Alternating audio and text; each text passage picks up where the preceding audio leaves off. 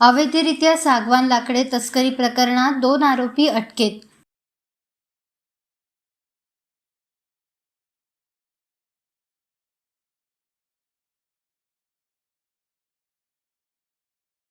जिवती तालुक्यातील शेनगाव ते घनपटार मार्गात अवैधरित्या वाहनात सागवान लाकडे तस्करी प्रकरणात वन कर्मचाऱ्यांनी 2 आरोपींना अटक केली असून न्यायालयात हजर केले जाणार आहे।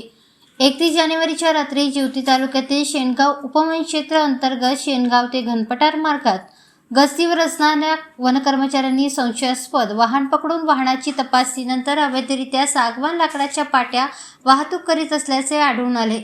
या लाकडाची किंमत 1,11,000 रुपये असल्याचे सांगण्यात येते, परंतु यावेळी वाहन चालक आणि इतर इसम अंधाराचा फायदा घेऊन पळून गेले होते।